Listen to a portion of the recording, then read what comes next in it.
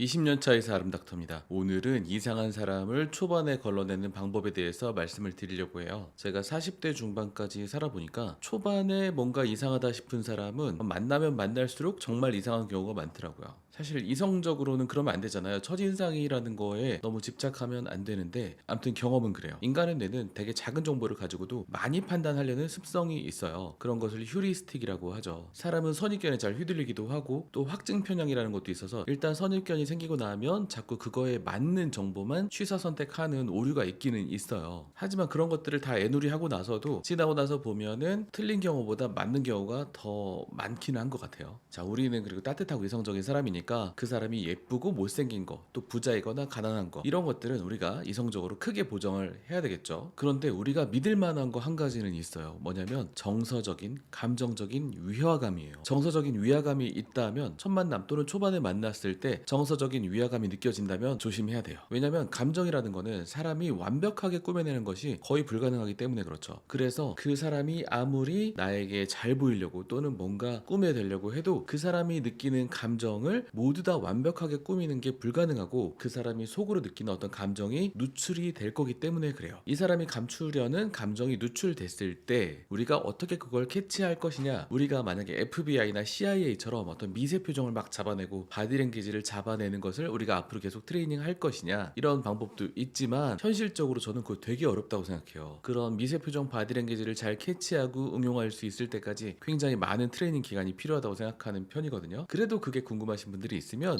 유튜브 채널 놀면서 배우는 심리학이라는 채널이나 또는 인싸 심리학이라는 채널에서 하트 시그널 행동 분석했던 영상이 있거든요. 그것을 참고해 주시면 몸장님이 양쪽 채널에서 아주 잘 예시를 들어서 알려주시는 걸 보실 수 있을 거예요. 하지만 제가 오늘 드리고자 하는 말씀은 그런 미세 표정과 바디랭귀지보다 더 빠르고 더 정확하다고 저 개인적으로 생각하는 것을 말씀드리려고 해요. 그것은 뇌 속의 거울 뉴런을 이용한 지금 여기에서의 감정 분석이에요. 사람은 상대가 느끼는 감정에 되게 민감하게 반응하는 거울 뉴런을 가지고 있어요. 따라서 어떤 상대방과 내가 대화를 할 때 내가 느끼는 감정을 민감하게 관찰하면 상대의 감정도 추적할 수 있게 돼요. 내가 느끼는 감정은 상대방이 느끼고서 전달하는 감정의 한 쌍이기 때문에 그렇습니다. 이것은 많은 정신과 상담을 하시는 분, 심리 상담을 하시는 분들이 계속해서 트레이닝 하는 것이에요. 이것을 지금 여기에서의 전이분석이라는 말을 사용하는데, 이것은 상대와 나에게 많은 인사이트를 가져다주고 인간적인 성장을 가져올 수 있기 때문이에요. 다만 어떤 감정이 나에게 딱 떠올랐을 때 나 자신한테서 온 건지 상대방한테 나와서 나랑 어떤 상보적인 감정이 저절로 공명이 된 건지를 계속 구분하는 트레이닝이 필요해요. 재밌게도 이것은 불교의 명상법 중에 석가모니가 제안한 위빠사나 명상과 되게 비슷해요. 그리고 또 정말 많은 정신적 스승들이 권장하는 명상법, 성장법이기도 해요. 나중에 저는 지금 여기에서의 전이분석이라는 주제로 영상을 계속해서 만들어 나갈 거예요. 이미 만들어둔 게 하나 있는데 간단하게 감을 잡으실 분들은 전에 올렸던 이 영상, 매력적인 사람들의 대화법이라는 영상인데, 제가 원래 제목 붙여놓은 거는 최고의 순간을 만들어주는 지금 여기에서의 대화법이라는 제목이었어요.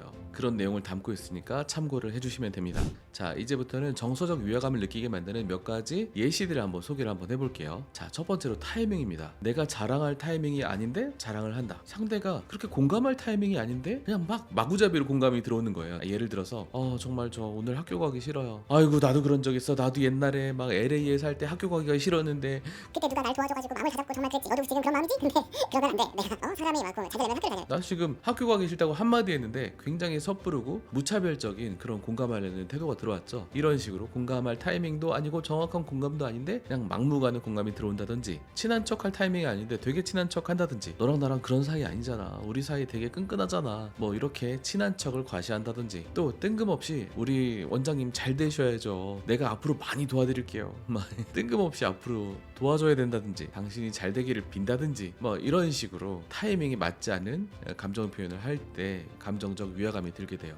또 어떤 정도도 되게 중요하죠. 친절함도 되게 과하게 친절한다든지, 뭐 이쪽으로 빨리 앉으세요, 몇 번 보지도 않았는데 여기 앉아가지고 이것 좀 드세요, 이런 것도 적당히 친절하면 되는데 그 정도가 과하면 이제 위화감을 느낄 수 있는 거죠. 그리고 또 사안에 비해서 크게 화를 내는 경우가 있어요. 잠깐 뭐 툭 부딪혔는데 뭐야 눈 어디다 두고 다녀, 뭐 이런 식으로 하는 것도 당연히 이상한 것이고, 그런 예시도 있잖아요. 남편이 갖다 놓은 컵라면을 우연히 먹었는데 뭐 엄청나게 화를 많이 낸다든지, 이런 것들이 위화감이죠. 그리고 뜬금없이 내가 정말 아는 게 많다, 내가 지식도 많고 아는 인맥도 많다고 자랑을 한다든지 이런 정도도 이제 위화감의 표시가 될 수 있죠. 그런데 이런 위화감을 제가 이렇게 말로 전달해서 정확하게 전달이 되느냐? 그렇지가 않아요. 사실은 적절한 감정 표현이라는 게 절대적으로 알 수가 없고 상대적으로만 가늠할 수 있기 때문에 그래요. 이게 너무 안타까운 부분이에요. 사실은 직접 사람들을 안 만나고 뭐 책을 보든지 영상으로 말을 해서 알려주든지 이렇게 알려줄 수가 있으면 너무 좋을 텐데 그렇지를 못해요. 이거는 많은 사람들을 만나서 레퍼런스를 쌓아가는 수밖에 없어요. 이거는 연애를 책으로 배울 수 없는 것과 마찬가지예요. 많은 사람들을 만나서 내 스스로 느껴지는 이 감정, 이 거울 감정을 계속 관찰해야 어떤 레퍼런스가 쌓여갈 수가 있는데 이 책으로만 봐서는 내 감정이 생기지가 않잖아요. 그래서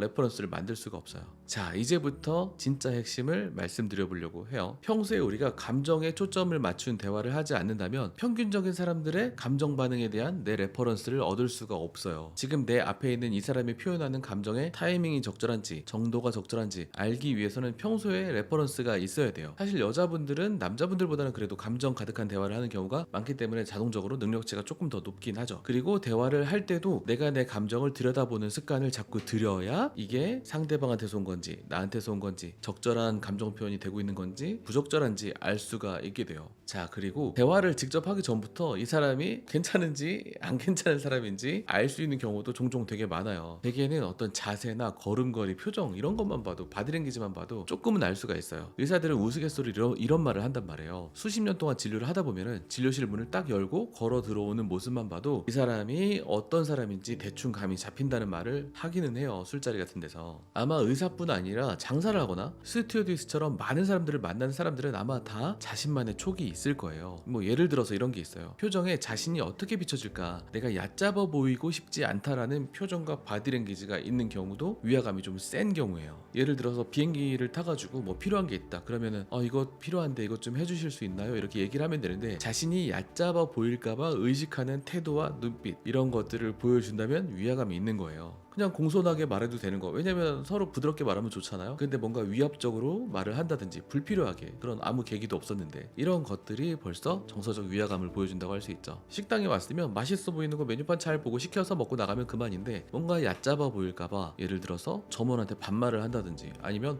이건 뭐가 맛있나요? 막 이렇게 막 목소리를 꾸며야 된다든지 이렇게 의식을 하는 표현을 한다면 위화감이 있는 거예요. 평소에 내가 이 사람이 어떤 말투를 쓰는지 알고 있는데 뭔가 대단한 사람을 만났어요. 근데 이 사람을 만났을 때 뭔가 말투나 표정이나 바디랭귀지가 달라지고 뭔가 의식하는 듯하게 행동을 한다면 정서적인 위화감에 촉이 뿅 하고 돋는 거죠. 화가 좀 이렇게 차 있는 사람이에요. 이렇게 화가 차 있는 사람은 표정도 그렇고 말투도 바디랭귀지도 가시가 돋쳐 있어요. 되게 신경질적이고 짜증을 내는 스타일이거든요. 그런 짜증을 나한테 내지 않아도 이 사람이 요 사람한테 짜증내는 걸 보면 아하, 저 사람 뭔가 쉽게 짜증내는 사람이고 그게 이 사람 본인의 내적인 탓이구나라는 걸 쉽게 알 수가 있죠. 병원에서도 사실 별거 아닌 걸로 우리 직원들을 괴롭히는 경우가 종종 있어요. 자기가 예약 시간을 까먹었는데 왜 문자를 한 번만 보냈냐, 예약 문자를. 그래서 되게 여러 번 보내기로 했어요. 사실 예를 들어서 주차가 왜 이렇게 힘드냐, 저희 병원이 주차가 조금 어렵거든요. 근데 우리 직원이 무슨 죄가 있어요. 저희 고용돼서 일하시는 분인데 잘못이 있으면 제가 잘못을 했죠. 왜 이런 주차가 어려운 곳에 병원을 하고 있는지 저한테 사실 따져야 되는데 괜히 직원한테 화를 낸다든지 이런 걸 보면은 벌써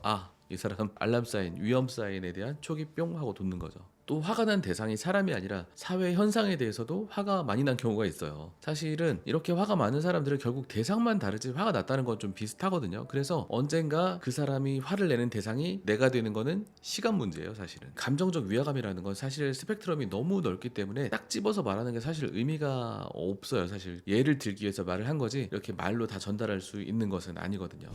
자, 한번 요약해 보겠습니다. 초반에 평범하지 않은 감정을 보이는 사람은 계속 만나다 보면 더 이상한 경우가 대부분이더라. 이 사람이 반응하는 감정이 평범하고 무난하고 정상적인지 알기 위해서는 평범한 많은 사람들을 만나서 지금 여기에서의 감정 반응, 지금 여기에서의 전이 분석에 대해서 자꾸 트레이닝 되어 있고 그런 레퍼런스가 쌓여야 한다. 사람은 감정을 완벽하게 위장할 수 없기 때문에 이것은 강력한 무기가 된다. 오늘 영상은 여기까지입니다. 여러분에게 축복이 있기를 바랍니다. 저는 다음 영상에서 기다리고 있겠습니다.